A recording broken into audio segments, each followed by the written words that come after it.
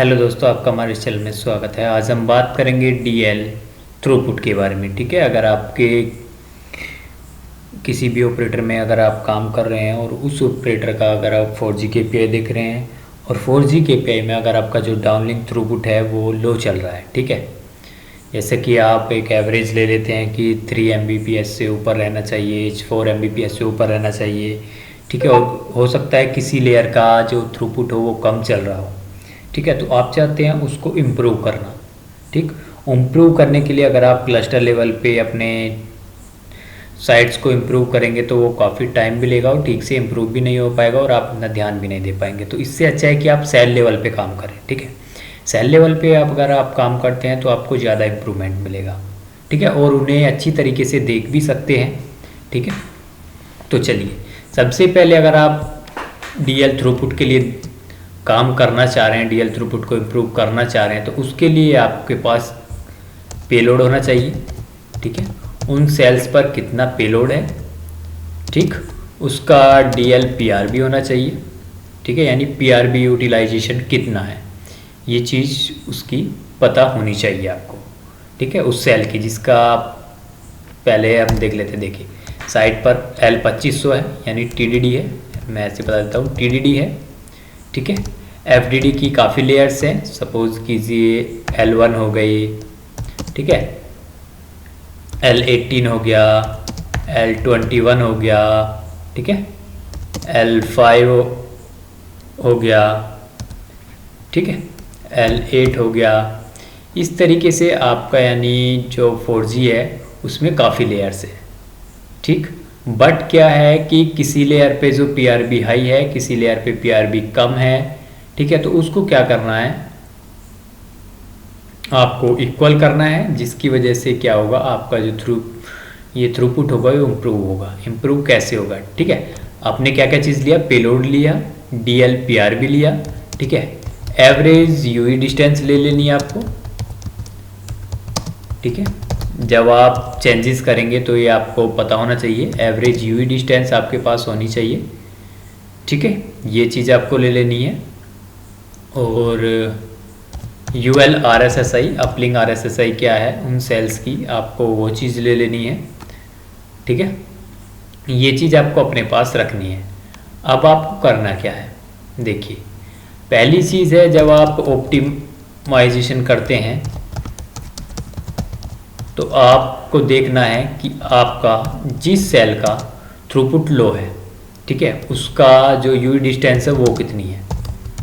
ठीक है, अगर उस सेल की यूई डिस्टेंस ज़्यादा है और जो अदर लेयर्स हैं जिनका थ्रूपुट अच्छा है उनकी यूई डिस्टेंस कम है, तो आपको करना क्या है, जिस सेल का थ्रूपुट लो है उसकी यूई डिस्टेंस भी कम करनी होगी। यानी ये सेल आपका ओवरशूट कर रहा है, ओवरशूट होने की वजह से इसकी KPI डिग्रेड हो रही है। ठीक है, यानी CQI साइन आर ये डिग्रेड हो रहा होगा, मॉड्यूलेशन एंड कोड इसकी डिग्रेड हो रही होगी, जिसकी वजह से आपका थ्रूपुट भी डिग्रेड हो रहा है। ठीक है, आपको करना क्या है, अगर यूई डिस्टेंस ज़्यादा है कंपेरिजन टू अदर लेयर्स, ठीक है, एट सेम साइड, तो आपको क्या करना है, यूई डिस्टेंस आपको इलेक्ट्रिकल टिल्ट या मैकेनिकल टिल्ट की हेल्प से आपको ये चीज़ करना है। मेनली आपको इलेक्ट्रिकल टिल्ट ही देना चाहिए। ठीक है, मैकेनिकल टिल्ट की करेंगे तो उससे वो चांसेस बढ़ जाते हैं कि आपका जो बैकलोब में इंटरफेरेंस हो जाता है बैकलोब की वजह से। ठीक है, ये चीज़ आपको फर्स्ट आपको यही चेंज करा के देख लेना है। ठीक है, दूसरा मैं कुछ पैरामीटर्स बताता हूँ जो हम पैरामीटर्स चेंज करते हैं, नोकिया के पैरामीटर्स मैं बता देता हूँ। ठीक है, आपको उन पैरामीटर्स पे काम करना है। ठीक, देखिए सबसे पहला मेरा है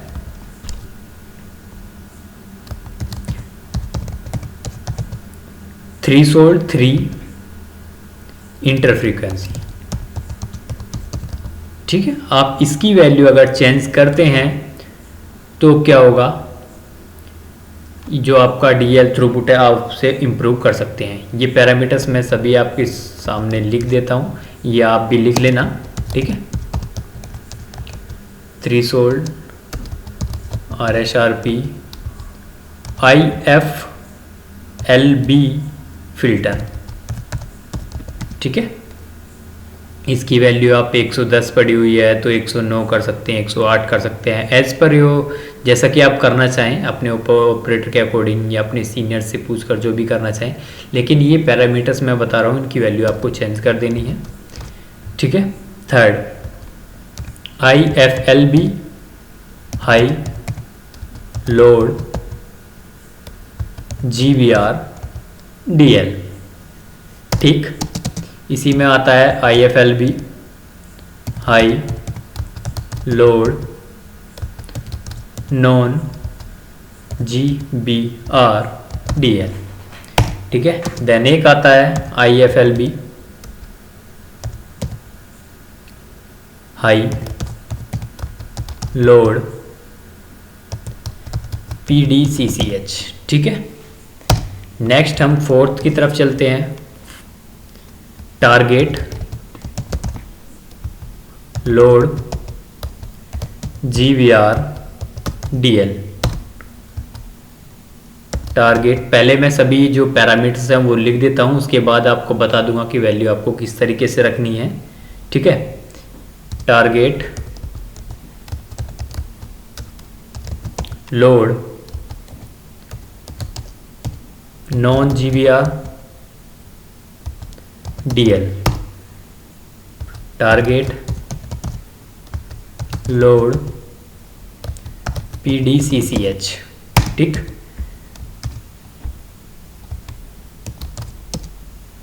नम PRB नॉन GVR, नम PRB नॉन GVR। ठीक है। थ्रेशोल्ड 1। ठीक है। This is for RSRP। Okay. आपका सेवंथ आपका है थ्रेशोल्ड 2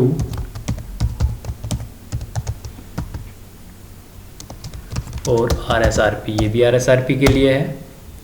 एट्थ की अगर हम बात करें, थ्रेशोल्ड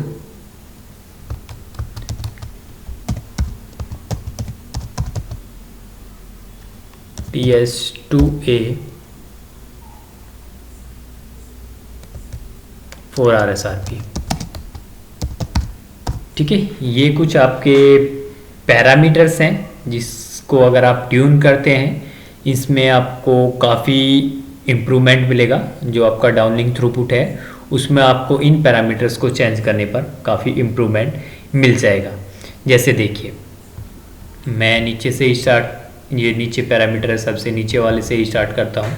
जैसे दिया है थ्रेशोल्ड TS2A फॉर RSRP, तो इसकी वैल्यू अगर आपके हो सकता है 106 पड़ी हो, 108 पड़ी हो, तो उसे आप 95, 94 इस तरीके से आप कर सकते हैं। थ्रेशोल्ड 2A फॉर RSRP, इसकी वैल्यू भी हो सकता है 110 पड़ी हो, या उसे अपने अकॉर्डिंग 100, 102 इस तरीके से माइनस में होती है, उसे आप चेंज कर सकते हैं। ठीक है। रहा थ्रेशोल्ड 1 की वैल्यू, इसकी वैल्यू हो सकता है 60 पड़ी हो, -60 पड़ी हो, -70 पड़ी हो, तो इसे भी एज पर रिक्वायरमेंट आप चेंज कर सकते हैं। ठीक है। नॉन, यहाँ पे जो नम PRB, ये आपका 6 था। ठीक है। ये आपका नम PRB नॉन GVR। ठीक है। तो ये क्या होता है, nominal number of PRB for load balancing होता है, नॉमिनल नंबर ऑफ PRB। ठीक है। यहाँ पे एक चीज़ रह गया, number of PRB non GVR। ठीक है। तो इसकी वैल्यू अगर 1 पड़ी हुई है तो आप 2 कर सकते हैं। ठीक है। अपने अकॉर्डिंग आप कर सकते हैं। इसकी वैल्यू 1, 2 इसी तरीके से आपको मिल जाएगी अगर आप नोकिया के पैरामीटर चेंज करना चाह रहे हैं। ठीक है। अब चलते हैं टारगेट लोड GVR की तरफ। ठीक है। इसकी वैल्यू मोस्टली आपको 30 मिलेगी या 40 मिलेगी। ठीक है। तो आपको अगर 40 है तो 30 कर देनी है। ठीक। IFLB हाई लोड GVR वाले पैरामीटर्स में होता है, इसमें क्या होता है, ये बताएगा कि ये अगर हम पैरामीटर चेंज कर रहे हैं तो इससे क्या होगा कि हमारा कितने % लोड पर, ठीक है, ये वैल्यू जो होती है हमारा कितने % लोड पर क्या है कि जो हमारा सेल है वो ट्रिगर होगा। ठीक है। ट्रिगर हो जाएगा, इसे बोलते हैं हम interfrequency load balancing, IFLB interfrequency load balancing.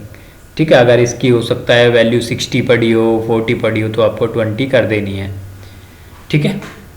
Threshold RSRP IFLB filter, ठीक, इसकी वैल्यू आपको 110 111 ऐसे ही मिलेगी, तो इसकी वैल्यू आप 108 107 अपने रिक्वायरमेंट के अकॉर्डिंग कर सकते हैं। तो ये कुछ पैरामीटर्स हैं नोकिया के, जिनको आप अगर ट्यून करते हैं तो आपको काफ़ी इम्प्रूवमेंट मिलेगा आपके DL थ्रूपुट में। ठीक है। सबसे पहले आपको चेक करना है उस सेल पे पेलोड कितना है। हो सकता है कि आपका PRB ज़्यादा यूटिलाइज हो, ठीक है, उसके PRB देख लेने हैं, एवरेज UV डिस्टेंस देख लेनी है, उसका ULRSSI देख लेनी है। ये चीज़ देखने के बाद ये भी देख लेना है कि उसकी जो अदर लेयर्स हैं वो हाईली यूटिलाइज हैं नहीं हैं। ठीक है। तो ये भी हो सकता है कि पूरी साइट पर जितनी भी लेयर्स हैं सभी हाईली यूटिलाइज हों। ठीक है। और नेबर जो साइट है वो यूटिलाइज ना हो। ठीक है। अगर नेबर साइट यूटिलाइज नहीं है तो आप जिस सेल का थ्रूपुट लो चल रहा है, ठीक है, और PRB हाई है, तो जो नेबर वाली साइट है उस पर आप ट्रैफिक शेयर कर सकते हैं। ठीक है, डाउन टिल्ट करके। तो ये कुछ पैरामीटर्स थे नोकिया के, जिनको अगर आप ट्यून करते हैं तो आपको काफ़ी इम्प्रूवमेंट देखने को मिलेगा। ठीक है। तो आप इन्हें आप लिख भी सकते हैं और यूज़ करके भी देख सकते हैं DL थ्रूपुट इम्प्रूव करने के लिए। ठीक है। तो चलिए मिलते हैं नेक्स्ट वीडियो में, तब तक के लिए धन्यवाद।